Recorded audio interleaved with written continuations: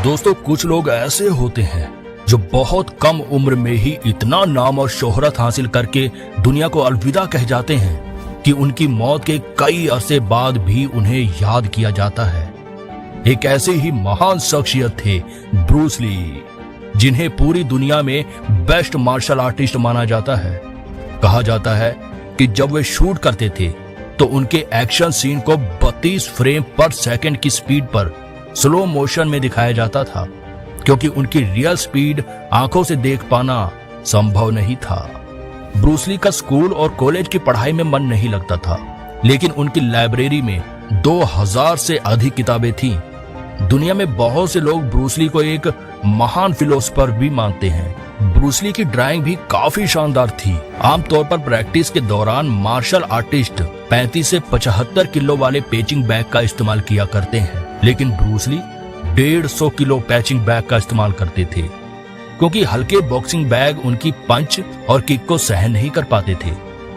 दोस्तों, Bruce Lee की मौत आज भी एक रहस्य बनी हुई है। तो आज की इस वीडियो में हम आपको ब्रूस ली के बारे में कई ऐसी बातें बताएंगे जिनके बारे में आपने पहले कभी नहीं सुना होगा। साथ ही ब्रूस ली के टैलेंट के ऐसे किस्से भी बताएंगे जिसे सुनकर आपके रोंगटे खड़े हो जाएंगे। बस एक गुजारिश है, यदि नए हो तो चैनल को सब्सक्राइब करके बेल आइकन वाली उस घंटी को बजा दो, ताकि आने वाली हर वीडियो की नोटिफिकेशन आपको सबसे पहले मिले। ब्रूस ली का जन्म 27 नवंबर 1940 को अमेरिका के सैन फ्रांसिस्को में एक चीनी परिवार में हुआ था। ब्रूस ली की मां जर्मन थी, इसलिए उन्हें हाफ जर्मन भी कहा जाता है। ब्रूस ली के पिता का नाम ली हुई चून था, जो एक ओपेरा आर्टिस्ट और फिल्म एक्टर थे, और उनकी माता ग्रेस हो हाउसवाइफ थी। ब्रूस ली को मिलाकर वे कुल 4 भाई बहन थे। ब्रूस ली का परिवार जल्द ही अमेरिका से वापस हांगकांग आ गया। क्योंकि ब्रूस ली के पिता एक आर्टिस्ट थे, तो उनकी फिल्म इंडस्ट्री में काफी अच्छी जान पहचान थी। इसी वजह से ब्रूस ली ने 6 साल की उम्र में ही बतौर चाइल्ड आर्टिस्ट फिल्मों में काम करना शुरू कर दिया था। बहुत कम समय में ही ब्रूस ली ने एक के बाद एक 20 फिल्मों में काम किए। ब्रूस ली जब छोटे थे तो काफी कमजोर हुआ करते थे। वे हांगकांग में एक ऐसी जगह रहा करते थे जहां पर गली मोहल्ले के बच्चे उन्हें परेशान किया करते थे और अक्सर उन्हें मारा पीटा भी करते थे। इससे परेशान होकर ब्रूस ली के पिता ने कहा कि वे मार्शल आर्ट्स और सेल्फ डिफेंस की ट्रेनिंग ले। ब्रूस ली ने मार्शल आर्ट्स की ट्रेनिंग लेना शुरू कर दी, और कुछ समय बाद अब वे इसमें इतने माहिर हो गए कि जो बच्चे उन्हें पहले परेशान किया करते थे उन्हें सबक सिखाना शुरू कर दिया। 13 साल की उम्र में ब्रूस ली ने इप मैन से मार्शल आर्ट्स के साथ साथ विंग चुन की ट्रेनिंग लेनी शुरू कर दी। इप मैन को ही ब्रूस ली अपना असली गुरु मानते हैं। इसके अलावा ब्रूस ली भारतीय गामा पहलवान से भी काफी प्रभावित थे। जब ब्रूस ली अब मार्शल आर्ट्स में परफेक्ट हो चुके थे, तो अक्सर आसपास के लड़कों को वे धूल चटा दिया करते थे। ब्रूस ली के घर पर काफी शिकायतें आने लगी। एक बार तो पुलिस भी ब्रूस ली के घर पहुंच गई। इसके बाद ब्रूस ली के पिता ने उन्हें वापस अमेरिका भेजने का फैसला किया और ब्रूस ली से कहा कि तुम अपनी आगे की पढ़ाई वहीं पूरी करोगे। ब्रूस ली ने अमेरिका में यूनिवर्सिटी ऑफ वॉशिंगटन में एडमिशन लिया, लेकिन पढ़ाई में तो उनका मन लगता नहीं था। वे कॉलेज के अन्य बच्चों को मार्शल आर्ट्स की ट्रेनिंग देने लगे और उससे पैसे कमाने लगे। इसी दौरान उनकी मुलाकात लिंडा एमरी से होती है और दोनों को एक दूसरे से प्यार हो जाता है। लिंडा और ब्रूस ली सन 1964 में शादी कर लेते हैं। दोनों के बाद में 2 बच्चे भी होते हैं। बेटी का नाम शैनन ली और बेटे का नाम ब्रैंडन ली होता है। धीरे धीरे ब्रूस ली मार्शल आर्ट की दुनिया में अपनी पहचान बनाने लगे थे। उनके बारे में कहा जाता है कि वे अपने नॉन चाकू से 725 किलो की ताकत पैदा कर सकते थे। ये ताकत किसी को भी मौत के घाट उतारने के लिए काफी है। ब्रूस ली को पानी से काफी डर लगता था, इसलिए उन्होंने लाइफ में कभी स्विमिंग नहीं सीखी। आपको जानकर हैरानी होगी कि ब्रूस ली का एक पंच 148 किलो की फोर्स जनरेट करने में सक्षम था। अब ब्रूस ली का पंच कितना घातक होगा, इस बात का अंदाजा आप ऐसे लगा सकते हैं कि यदि कोई गाड़ी 48 किलोमीटर प्रति घंटे की रफ्तार से किसी व्यक्ति को टक्कर मारती है और वहीं दूसरी तरफ अगर ब्रूस ली अपने पंच से वार करते हैं, तो ऐसे में ब्रूस ली का पंच व्यक्ति को ज्यादा गहरा घाव पहुंचाएगा।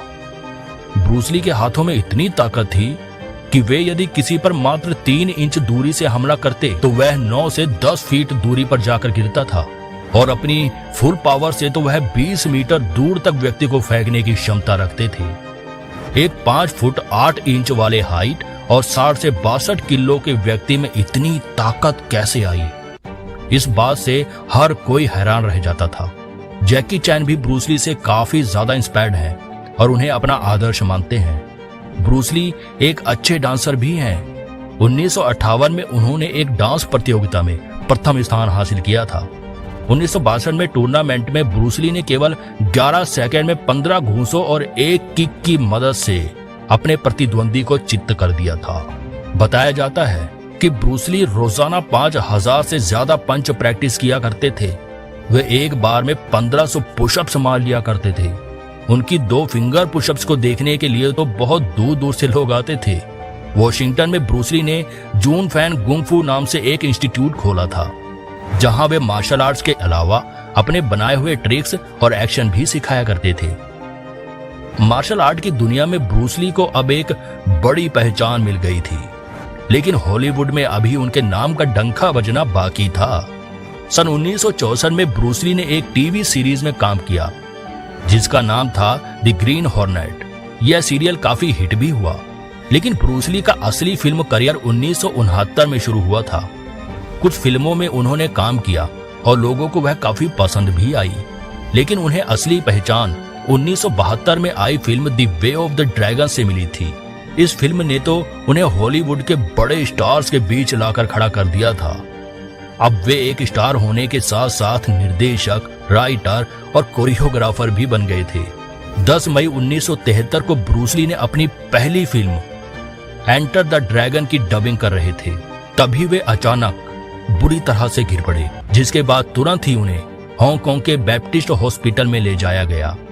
वहां पर बताया गया कि उन्हें सेरिब्रल एजिमा नाम की बीमारी है। कुछ दिन में उस बीमारी का उपचार करके ब्रूस ली वापस आ गए और पुनः अपने काम में लग गए।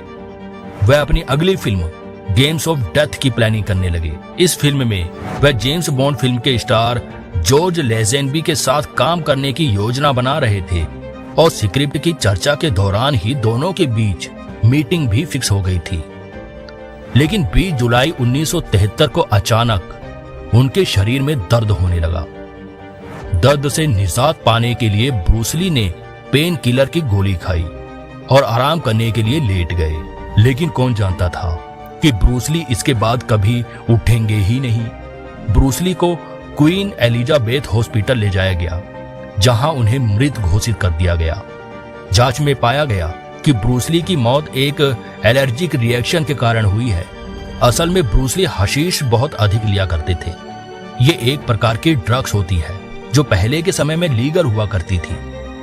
कुछ डॉक्टर्स का कहना है कि हशीश और पेन किलर के रिएक्शन के कारण ही ब्रूस ली की मौत हुई थी। इसके अलावा ब्रूस ली ने अपने आर्म पिट की सर्जरी कराई थी, जिससे कि उन्हें पसीना न आए, जबकि पसीना हमारे शरीर में मौजूद टॉक्सिन कंपोनेंट्स को बाहर निकालने का काम करता है। अगर ये बॉडी से बाहर न निकले तो ये जानलेवा हो सकता है। इन सब के साथ ही एक थ्योरी ये भी है कि ब्रूस ली और उनके परिवार पर किसी ने जादू टोना कर रखा था। ऐसा इसलिए भी कहा जाता है क्योंकि ब्रूस ली के बेटे ब्रेंडन ली की मौत 1964 में मात्र 28 साल की उम्र में हो गई थी। ब्रूस ली की मौत के बाद उनकी गेम ऑफ डेथ और ड्रैगन द ब्रूस ली जैसी कई फिल्में रिलीज हुई। इसके अलावा उनके नाम का इस्तेमाल करके कई डुप्लीकेट फिल्में भी बनाई गई, जिसके जरिए फिल्म मेकर्स ने काफी मोटी कमाई की। ब्रूस ली की मौत के बाद हांगकांग की सरकार ने जांच के लिए एक आयोग का गठन भी किया, लेकिन उनकी मौत की गुत्थी आज तक सुलझ नहीं पाई है। ब्रूस ली की पत्नी लिंडा ली ने बाद में उनके जीवन पर आधारित एक किताब लिखी थी, जिसका टाइटल उन्होंने the only man I knew दिया था। टाइम्स मैगजीन द्वारा ब्रूस ली को 20वीं शताब्दी के 100 सबसे प्रभावशाली व्यक्तियों की सूची में भी शामिल किया गया था।